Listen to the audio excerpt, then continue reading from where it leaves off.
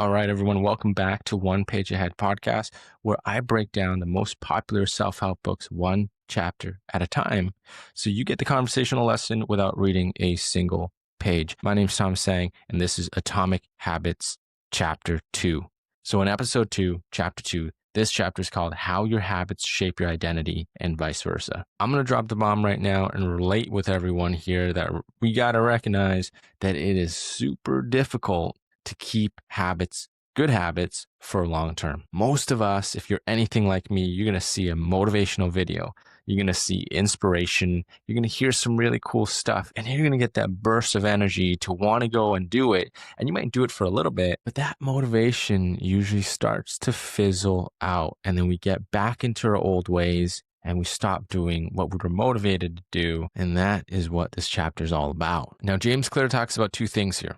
Number one, we either change the wrong thing, or number two, we change the habits in the wrong way. In this chapter, we only talk about the first thing, is that we change the wrong thing. But hey, look, we're going to learn this together. We're going to go through all these chapters. So the number two of us changing our habits the wrong way and finding out the right way, make sure to hit the subscribe, follow, like, I don't know what else other buttons there are, everything except the dislike button. I'm not sure. And let's get into it. All right. So the first thing I want to bring your attention to, there's a diagram in this book, and the diagram talks about the 3 layers of behavior. And this is the most important part. So visualize this. All right.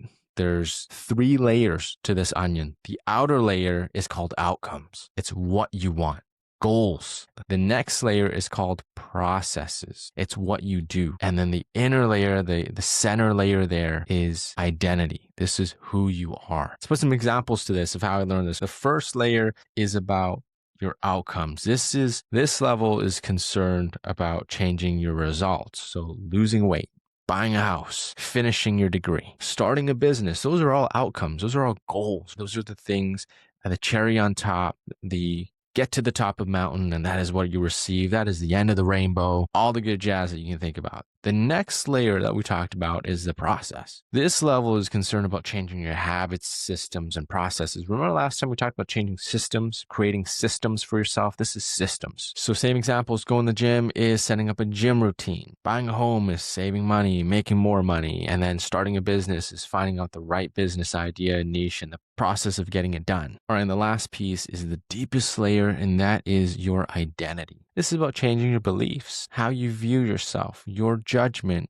upon yourself and others, how you view the world. These are all your beliefs, your identity. So here's what I got highlighted. Outcomes is what you get, process is what you do, and identity is what you believe. That is the most important piece of this chapter, in my opinion, at least. Now I'm going to blow your mind for a second. All right, listen to this. Most people are going to look from the outside in. They're going to start with the goal that they want. Then they're going to build habits to get that goal. And then it becomes who they are after they've attained the goal. That's how they think. And let me tell you a quick story here. I set a goal to be the fittest version of myself in 2017, and I achieved that goal. All right. I built processes to make sure that I achieved that goal. That strict diet regimen. I went to the gym 3 times a day. I'm the fittest version of myself. And that did fizzle out over time. Now, in this book, it's going to change your perspective. It's how do you work from the inside out? So you change your identity first. And you tell yourself who you are. Then, based off of your belief of who you are, then you build processes of what would that person do? And then you would ultimately get to the outcome. So last chapter, we talked about enjoying the journey. This is all about that, in my opinion. The example that the book has, and I love this example, is a smoker. Outside in, outcome-based, goal-based smoker is going to say, I'm trying to quit when offered a cigarette. They still believe they're a smoker. They just want to quit. That's the goal. The Atomic Habits version of that is when offered a cigarette to the second smoker, they would say, I'm not a smoker. And they truly believe that is their identity. I don't smoke. Smokers don't take cigarettes. And therefore, over time, they're just not going to smoke. All right, hear me out for a second. The opposite is true as well. All right. So the negative things are also true as well. I had a conversation with a good friend of mine. He said, I'm not good with directions. And I say the same thing to myself. I'm not good with directions. I'm just not good with directions. And over time, we become the person that we say that we are, which is the person that's not good with directions. I don't know if you're anything like me. You're going to whip out your phone, start Google Maps, start your route, and you're just going to follow it because it's comfortable. And so the more that you and I say things like that, the more it becomes facts for ourselves. And then we start to resist anything that is it otherwise. Some really good examples. I'm not good with technology. We hear people say that a lot. I'm not a morning person.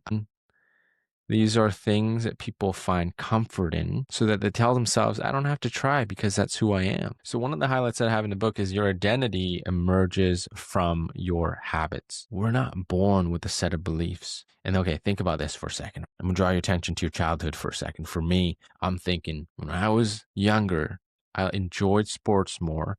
And so what ended up happening is I told myself I'm just more athletic. And when I grew up, I carried that mentality and belief. And I always felt like, yeah, I am a little bit better than that. It's not because I truly am more athletic. It's because I allowed myself and told myself that I was. So that I put myself in situations that required more athleticism.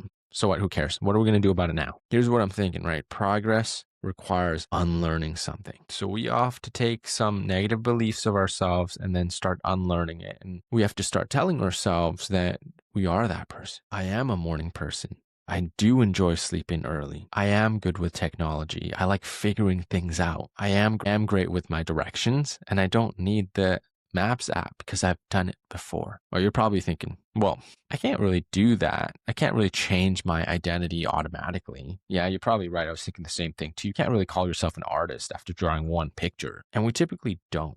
And I saw a video a while ago, and there was a gentleman talking about love and relationships. And then he says, I don't know at what point I loved my wife or when I started loving her, but it was at some point, it wasn't an exact moment, but it was a compound of things. At some point I said that I love this person, and that stuck with me. It's gradual. There's no defined moment of you meeting someone, your significant other, and then you saying, this is the moment that I love them. There's no one thing that they did that you say, this is a reason why I love them. So just like your identity, I don't call myself an athlete after playing soccer for the weekend. I'm going to tell myself that I'm an athlete, and then I will continue to prove that I am by doing the actions that suggest that. All right, so chapter 2, don't do the habit, become the person. Look at identities and then work from inside out. So instead of saying, my goal is to read this book, I'm going to tell myself I'm a reader. And this, I'm going to start casting every vote for myself. What do readers do? Readers set time aside so that they can read books. Readers take what they learn,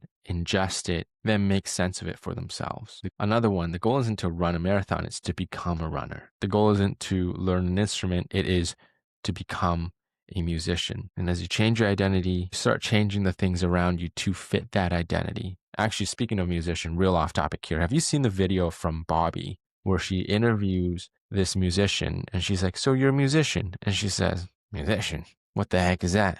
Do magic or something? I'm no magician. I just felt like talking about that for a second. If you haven't seen, you got to see. It's freaking hilarious. All right, capping off this chapter, simple 2-step process to change your mindset to doing anything that you want to do. Number 1 is decide who you want to be. And number 2 is do those small things that fit that character of who you said you want to be. And as you continue to do that, you're casting a vote of confidence to the identity that you said you are. And if you're confused, a personal tip from me is whenever you tell yourselves, I am not this person, I'm not someone that's good with directions, ask yourself, how can I be better at directions? And that should give you a good idea of where to start progressing from. All right, as we end off this chapter, I'm going to continuously upgrade my systems and habits and beliefs so that I can become the best version of myself. So chapter 2, what am I doing differently here? I'm telling myself I'm someone who values sleep,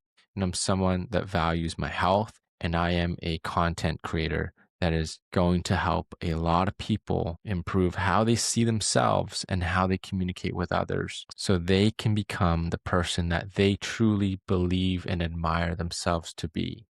Hey, for the 3 viewers that I have, do me a favor, just drop it in the chat, drop it in the comment section. What is your identity? When you make it public and you make it vocal, there's a level of pressure and accountability to it.